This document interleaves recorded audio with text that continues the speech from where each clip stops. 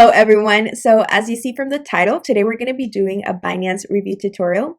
In this tutorial, I'm going to be showing you everything you need to know about Binance so you can see how it works and determine if this is the right exchange for you. I'm also going to be leaving a link in the description box below. So if you follow that link, you'll be able to create your account. You'll be able to sign up here on Binance, which is really simple to do.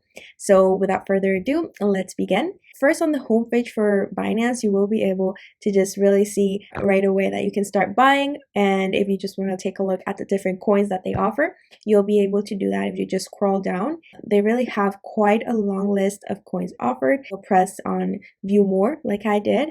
And the list, like I said, is very long, so I'm not going to be going over all of them, but I do want you to just to take a look at some of the coins that they offer. Also, for each coin, you'll be able to compare the current price that they have and the 24-hour change, as well as the 24-hour high and the 24-hour low, the market cap, and the 24-hour volume.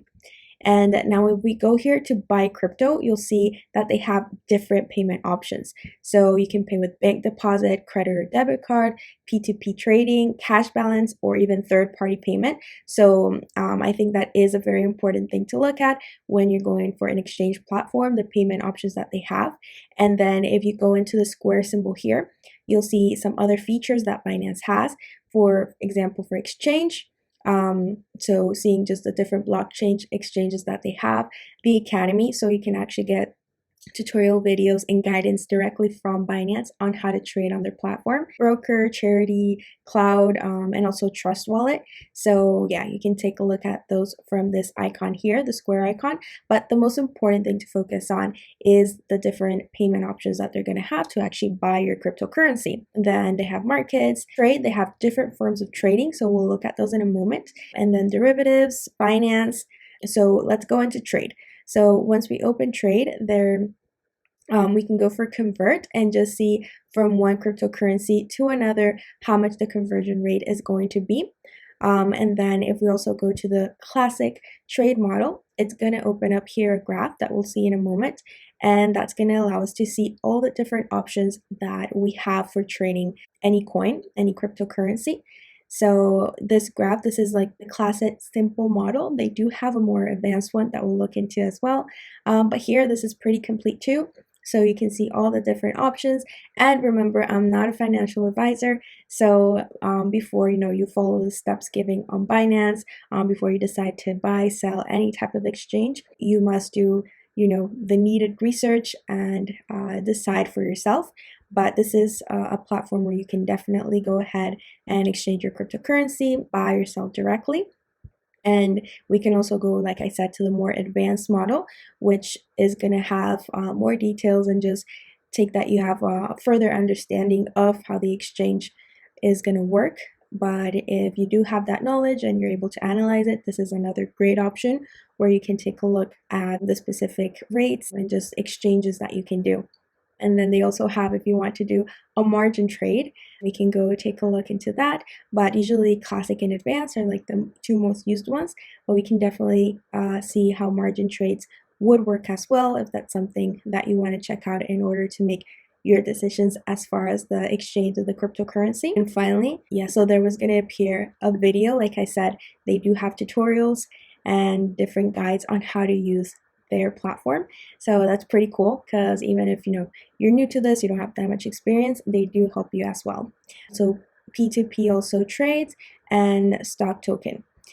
Also, if we go here to wallet, we'll see all the different wallets that you can store it in. And I do just want to make a parenthesis here. So personally, I recommend using an offline wallet. So having a private address, a physical wallet where you can keep all your coins. Because the thing is, when you buy the cryptocurrency on these platforms and you're keeping it on an online wallet, you don't have full control of that cryptocurrency. So I will be leaving a link below for the Ledger Nano X, which is a great option. Ledger Nano X is a physical wallet. You have full control over it. And if you don't like the Ledger Nano X, there's also the Trezor wallet option. Both are great. Both do the same thing. And you're going to have control over your cryptocurrency, which is the most important. So I will be leaving a link for the Trezor as well in the description below. And that way you'll be able to just take a look at both of them, decide which is best for you. They're not that expensive. They are more expensive, of course, than if you go with an online option. But like I said, you're not going to have the control of your cryptocurrency. So both Ledger, NanoX, and Trezor, they are around the same price. So sometimes they have discounts. They are around $100 right now. So you can just take a look at the links and see the current rate from the currency, whatever country you're in right now. Anyway, going back to Binance, so once you have that wallet there, you can also store the cryptocurrency that you buy in Binance in your offline wallet. And that's pretty much it for Binance. It's also important to know that you'll be able to see the orders that you have, so spot order, margin order, P2P order, dual investment order, and the earn history that you have from your orders. So, and your buy crypto history. So whatever cryptocurrency you bought, you'll be able to track the history here directly on Binance. Loan history, convert history, and launchpad history. Also, if you're in another country and English is not the main language, they do offer a variety of languages that you can use the platform in, so that's great as well. And not only the language, but you're also able, like I have it as USD, but you can really use any currency that you want to be the main currency on the platform. And I think that does cover basically everything about Binance. Again, I will be leaving a link in the description below so that you can go ahead, create your account. It's very simple. And yeah, just takes a few minutes to set up. It does have a lot of great features, like I mentioned. And one of the best things is the tutorials that they have. Remember the other thing I mentioned, that you do want to have an offline wallet to keep that cryptocurrency that you've bought, that you're exchanging. So Ledger Nano X is a great option, or the Trezor wallet. I will be leaving a link below for both. So in the description box, you'll find the link for the Ledger Nano X and also for the Trezor wallet. So thank you for watching the video, guys. If you found this helpful, then give it a like. Any questions that you have about Binance, about the offline wallets, feel free to leave it in the comment section. I'll be happy to answer. And yeah, share this video with anyone else who might find it helpful. If you subscribe, we are putting more content to help you with cryptocurrency topics.